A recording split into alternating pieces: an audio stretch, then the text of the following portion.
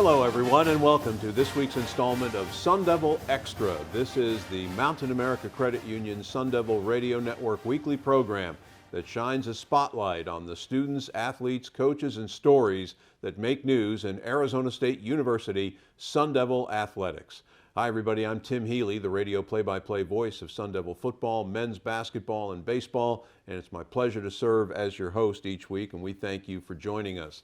Now, this figures to be yet another busy sports weekend on the campus of Arizona State University, as ASU Athletics, by my count, will be hosting events in 5 different sports on this late winter, almost spring weekend. Depending on your particular pleasure, you can see the Sun Devils in action in women's gymnastics and water polo this coming Saturday, or you can catch the 23rd ranked Sun Devil women's tennis team as it takes on Pac-12 opponents Stanford and Cal this Friday and Saturday at the Whiteman Tennis Center. Or you can check out any one of 4 beach volleyball matches involving the Sun Devils this weekend as ASU plays host to the Pac-12 South Tournament this weekend, a tournament that features teams from UCLA, Stanford, Cal, Arizona, and Arizona State. The Sand Devils will play 2 matches on Friday and then 2 more on Sunday. Or you can go cheer on the Sun Devil baseball team as Willie Bloomquist's crew will open Pac-12 conference play this weekend at home by hosting the Oregon Ducks in a 3-game series at Phoenix Municipal Stadium this coming Friday through Sunday. Lots going on, and that's actually a pretty typical sports weekend at this time of year at Arizona State as the ASU Athletics Operations and Facilities staff get set to host all of these events while also gearing up for what lies ahead about 1 month from now, when Arizona State will help host one of America's marquee sports events when the Final Four, the NCAA men's basketball Final Four, returns to State Farm Stadium in Glendale, Arizona on the first weekend of April. It'll be the second time in the last 8 years that ASU and State Farm Stadium have hosted the men's Final Four. Here with us today to talk about all these upcoming events, including the men's Final Four, is our good friend, Arizona State's Senior Associate Athletic Director for Operations and Facilities, J.D. Loudabarger. Busy time, huh, J.D.? Absolutely. It's that time of the year. You know, every time you get into spring, especially with 26 sports that are going on, that, you know, we're running each weekend. It's really, really fun. We have a great staff that loves to do it. You know, we want to create that atmosphere for the fans, our student athletes, and create a great game day experience for everybody involved. And you know, we just love the opportunity to host. And we like to call ourselves the national, kind of the big host on the national front here. We call ourselves America's host. We're constantly hosting big tournaments. We just got done with obviously 4 weekends in a row of softball tournaments at home. We totaled it up. We have 44 home games that we had in the last 4 weekends. Wow. So you can imagine the toll that does not only on the field, but the grind sometimes that it definitely does for staff. But, you know, ultimately the experience we get out of it and the feedback we get back from it from teams that, you know, might not be able to play. It's still cold in a lot of parts of America, and those teams that get to come here early in the year and compete in great weather, and it's an opportunity for us to play and showcase what Arizona State has to offer. Why don't you take out your paintbrush and paint a broad picture of basically what goes on in planning and staging these events, even the week-to-week things like the softball tournaments that you talked about? Yeah, I mean, obviously we kind of got it down to a science a little bit. You know, we have facility managers that are over each facility that kind of run the day-to-day from the facility standpoint. We also have a crew of event coordinators. I have 8 that report to me directly. We split it up between each sport, so each one has 2 or 3 sports that they run. And it starts at the very beginning, months out in advance. Obviously, we're looking at the schedule and making sure that we have coverage for each of our areas. And, you know, just to get a little background, what people don't see is all the ushers, the ticket takers, the police, the fire and medical, dealing with the visiting teams, making sure that they have all their travel schedule arranged, dealing with officials to make sure that they're scheduled and in here on time and ready to go for the game. So it takes a village for sure to put on these events, but we wouldn't change it for the world. Yeah, and I've always said, under the leadership of your boss, Mike Chismar, who is just the best in the business, Arizona State always puts its best foot forward and makes all of us proud with the way they stage big events like I think you will see if you happen to attend, are fortunate enough to attend the Final Four coming up next month in Glendale. What are some of the biggest challenges that you face in getting the day-to-day operations and managing, games like, so for instance, that a fan going to the ballpark this weekend to see the Sun Devils play Oregon in the opening Pac-12 series have the best experience possible? Yeah, I think it's just making sure nothing slips through the crack. When you have that much going on, there's, people going in a bunch of different directions and making sure that you're on the same page. We have weekly meetings with all of our staff and go over the details and make sure that, every I's dotted and T's crossed. But, little things, even things that are going around the community, you have to know. We've had that Innings Festival down here on the corner, right down over at Tempe Park. And things like those affect our events and getting that information out to the fans. Because it's not only the experience that the fans are having when they arrive to the park, it's their experience of getting here. We want to make sure that they have a smooth ride in, that there's no, they didn't know about something and it becomes an issue with traffic and then the parking situation and getting them to the games and making sure they know our rules and policies as they arrive to the arena. Last thing you want is somebody to show up to one of your events and have a non-clear bag or something like that, and then that experience is not fun because they've got to go back. So,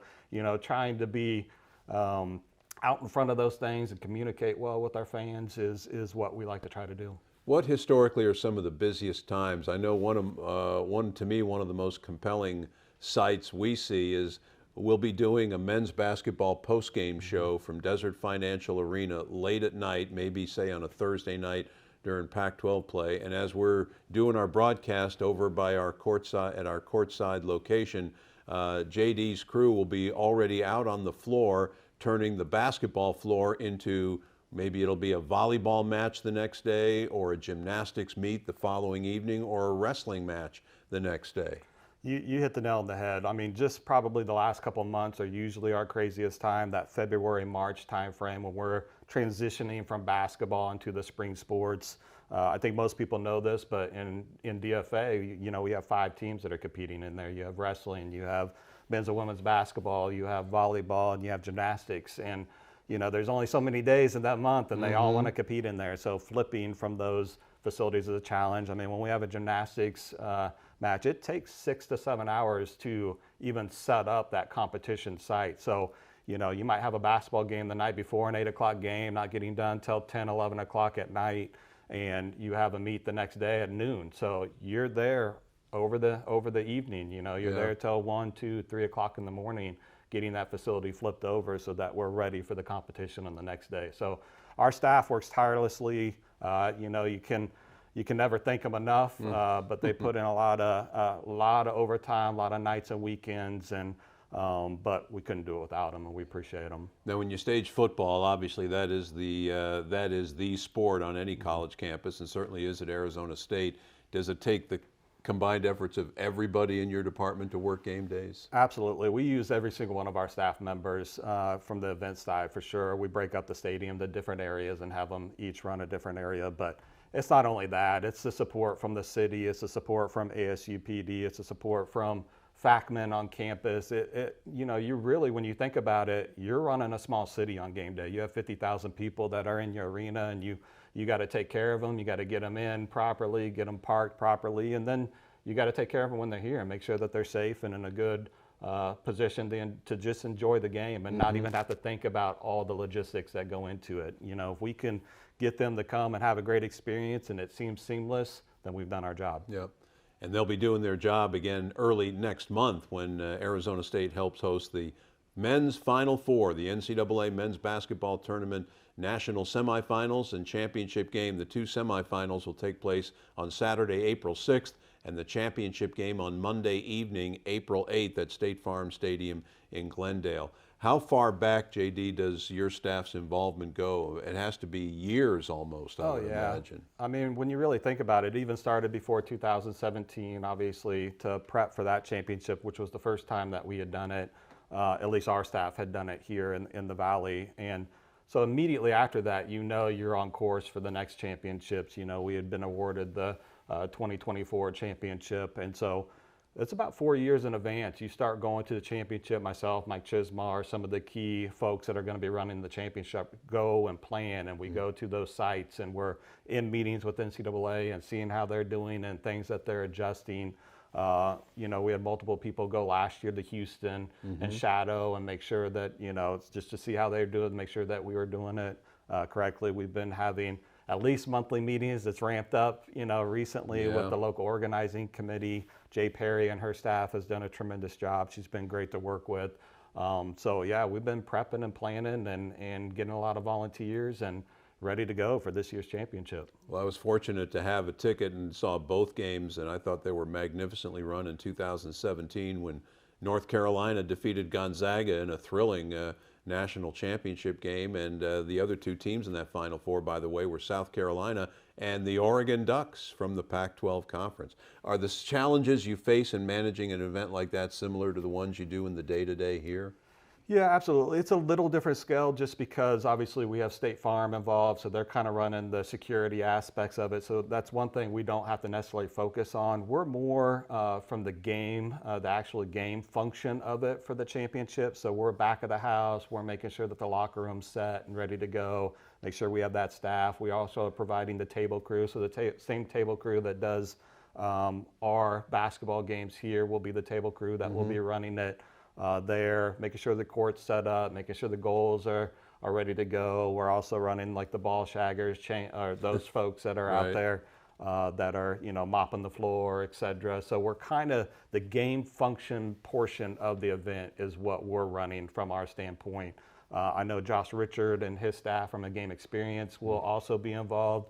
So they'll be helping out with the band and the cheer, and Jim Hudson and his crew is helping involved. So they'll be hosts for those individuals, those teams that are coming in, and make sure that they, have all the facts for the Valley. It's all those things that teams, when they're coming in, they want to know where can we go, where can we go eat, what's a great experience for our band while they're here. So we utilize all that staff to make sure that the experience for the 4 schools that are lucky enough to compete in it have a great experience. I kind of hate to do this, but I suppose we should give a shout out to our great Senior Associate Athletic Director, Doug Tamaro, because Doug has worked every Final Four since, I think, Lou Alcindor maybe, but he helps manage the media. He helps with the media functions at the Final Four, too. Absolutely. I don't know exactly how many years he's been doing it, but you're right. I think it's been since Lou Alcindor, yeah. Yeah, it's been a long time, and he runs that back of the house and the media portion of it. And we'll have our whole, basically, media relations staff that will be there helping. He also brings some individuals from different institutions in that helps run that. But it takes a lot of people to run those and coordinate all that. And he does a tremendous job, and we're lucky to have him. So in your profession, is this kind of like the Super Bowl of events that you can host? Absolutely. I can't imagine.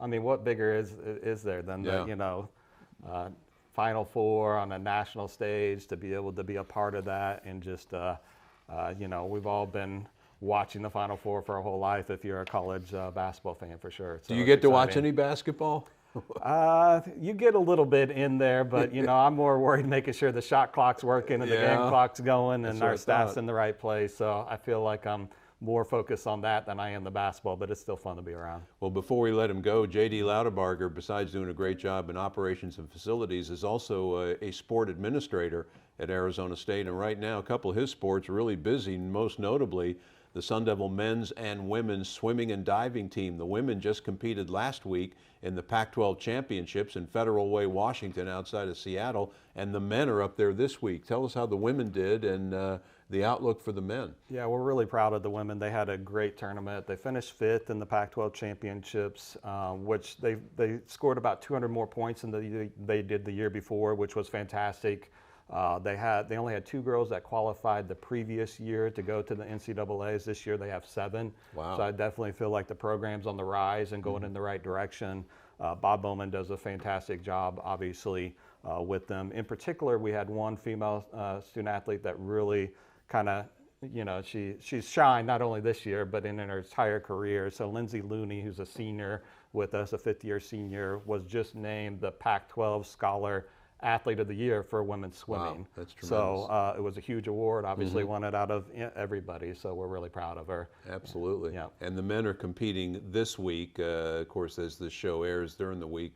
we will catch you up on results next week. J.D. is also the sport administrator for the Sun Devil water polo team, which is really off to a nice start this year. Talk about their weekend last week. Yeah, they're doing fantastic. They were 4-0 last weekend, had a great weekend. We're able to play a lot of the bench. You know, they handled those games pretty well, so we're able to get we have 7 newcomers this year, so adding that depth and, you know, getting them into the water and playing has been great. They're 18-4 right now. Wow. So they have 7 more games this year in the regular season. And then obviously late April we'll be going into the MPSF championships and hopefully the national championship. But Coach Pardee's in her 2nd year. Everybody probably knows this, but she's a true Sun Devil. She was an All-American here on our water polo team. Right. You know, kind of went through the system, was a GA here and an assistant coach, and is now our head coach. And she's doing a fantastic job. Really, the girls really gravitate towards her, love her. She's definitely a player's coach, and we're excited about the future of women's water polo here. And she's got a great player on her team in Lutza Patovari this year. Yeah, Lutza's been absolutely amazing. So she's a senior. She's from Hungary. So she's an international student athlete, and she is absolutely killing it in her senior year.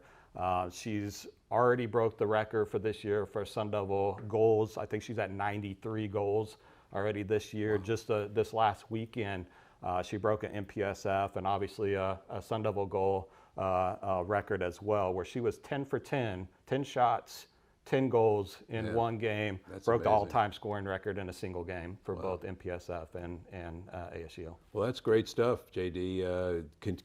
Continue the great work you do here at Arizona State, and I hope you get a few moments to enjoy the hoops. You're probably going to see 4 fantastic teams in Glendale, and I hope you get to enjoy the experience. But thanks for joining us this week. No, thank you for your time. Appreciate it. That's Sun Devil Senior Athletic or Associate Athletic Director for Operations and Facilities, J.D. Loudabarger, our guest here today on Sun Devil Extra. One of the events that Arizona State will be hosting this weekend is Sun Devil Gymnastics' penultimate home meet of the year this coming Saturday, when the Sun Devils host a women's gymnastics powerhouse, 10th-ranked UCLA. And coming up, we will hear from one of the Sun Devil gymnasts who will be competing against the Bruins at Desert Financial Arena this Saturday. You will meet Sun Devil senior Jada Mengahaz when we return in a moment. This is Sun Devil Extra from the Mountain America Credit Union Sun Devil Radio Network.